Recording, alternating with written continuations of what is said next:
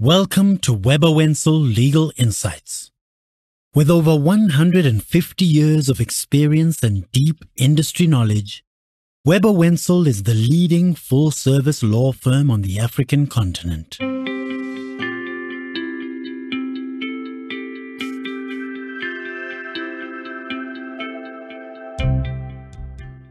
Good day and welcome to all of you who are listening in. My name is Johan Olivier. I'm a partner at Weber Wenzel. I specialize in employment law and I will be hosting today's panel discussion, which is related to issues affecting foreign employees or expats working in South Africa. This is a fairly complex subject. It touches on various aspects of immigration law, labor law and tax law.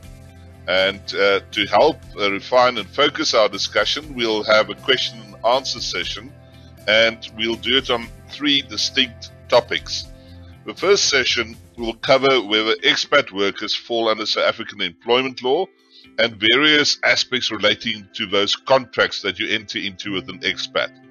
In the second session, we'll pose common questions around work visas and the employment contracts.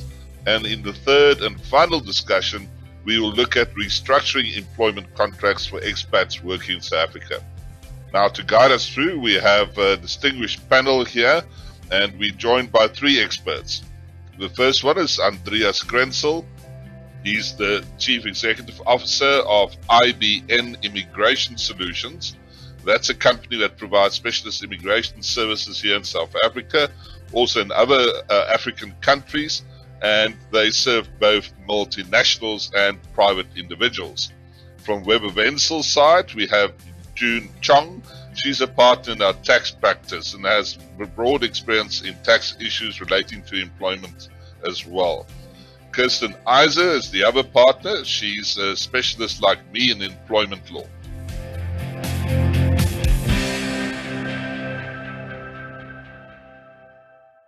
Right.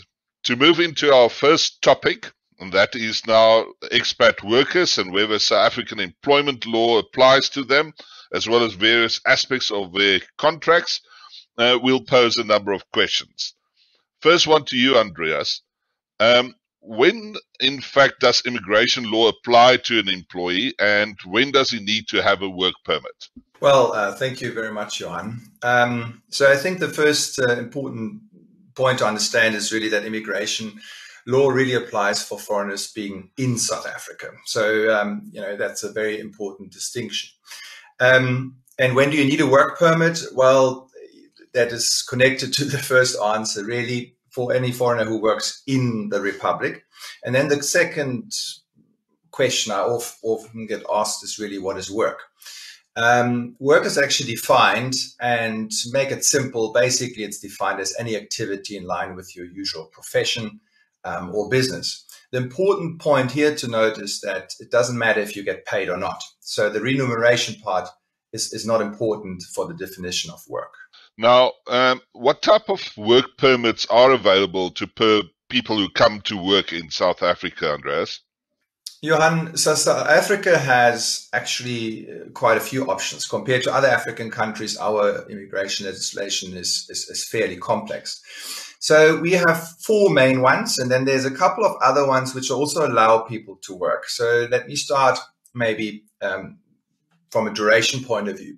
So we have a short-term work visa called the Section 11.2, and that is really valid usually for 90 days, and it can be extended. So that's the number one.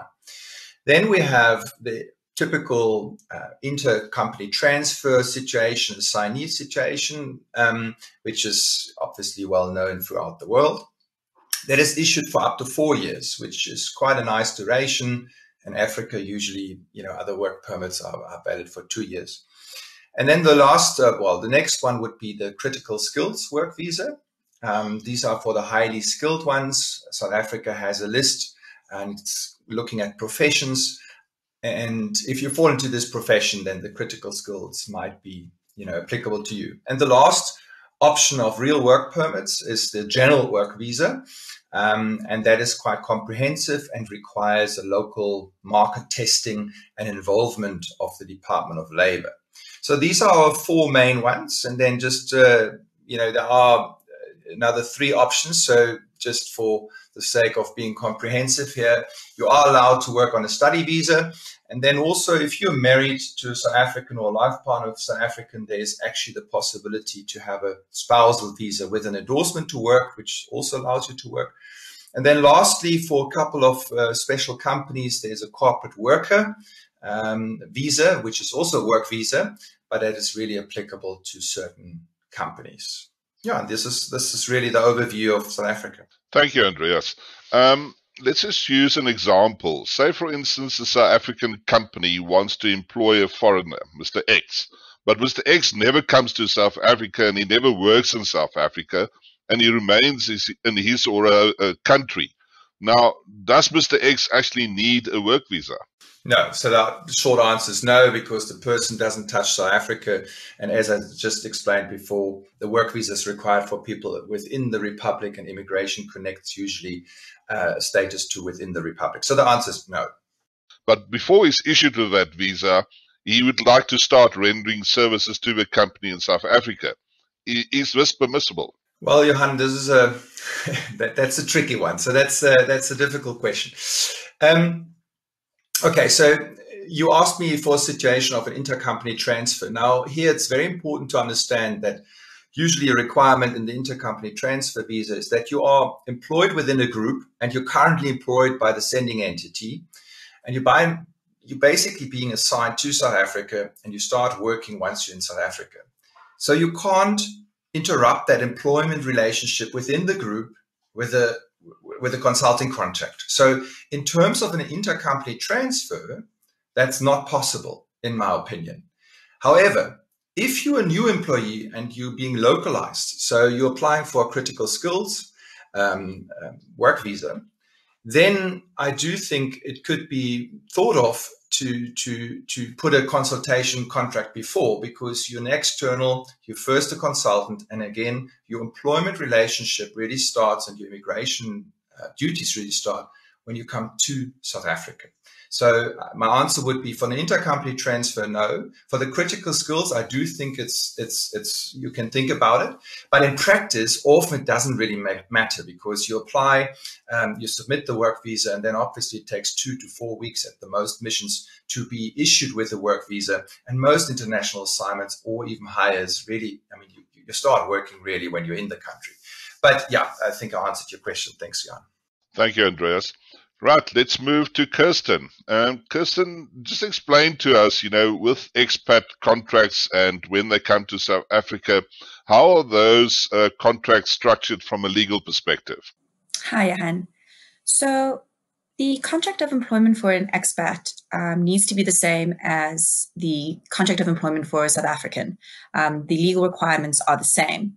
What makes it different, though, is that it must contain a condition that the individual must have the necessary work permit to work in South Africa. Thanks, Kirsten. Now, in addition, if you have someone who's in South Africa on an intra-company work permit, is it legal to offer him a full employment contract? What happens to his original contract with the home country that he has signed abroad? So in South Africa, we do acknowledge dual employment. So it would be legal to make the offer of employment. You might find, though, that the foreign entity with which he had the original contract of employment would look to terminate that relationship, and they would have to do that in terms of their local law. Andreas, anything to add to that? Maybe just, I do know that some countries, for instance, Germany, they are able to pause the initial employment relationship and that kind of, comes alive again once the expat goes back. But that's the only thing I can really add to that. Thanks. Now let's go to tax. June, maybe you can just explain to us, on expats who are on the payroll in South Africa.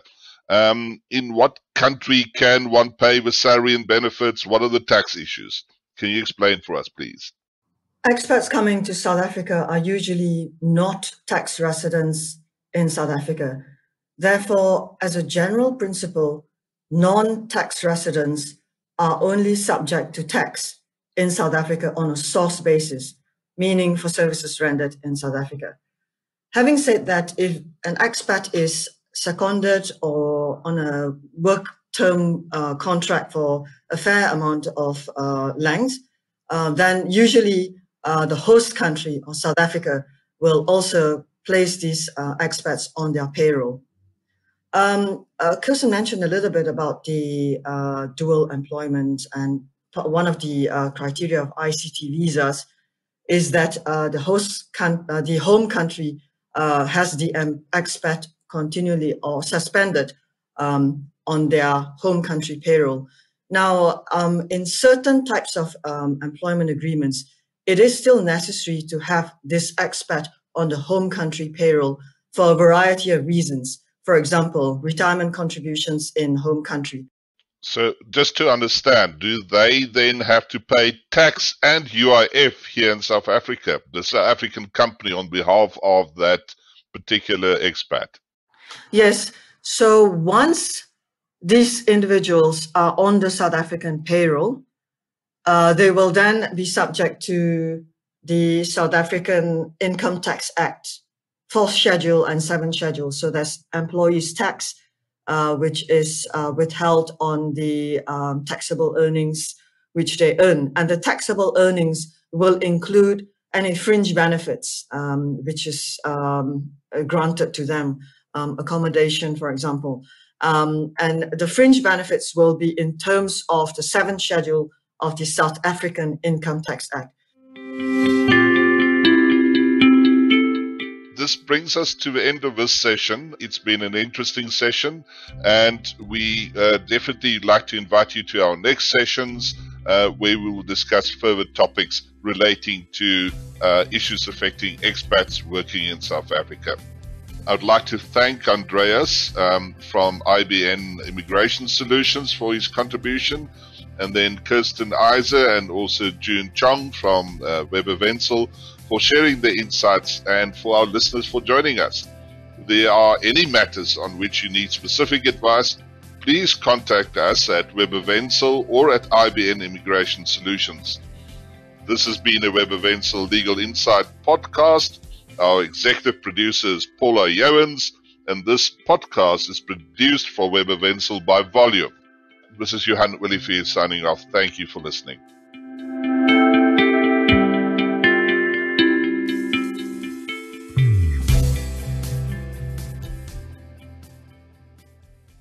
You have been listening to Weber Wenzel Legal Insights. You can find and subscribe to the podcast on all major platforms. For more expert legal insights and updates, visit weberwenzel.com.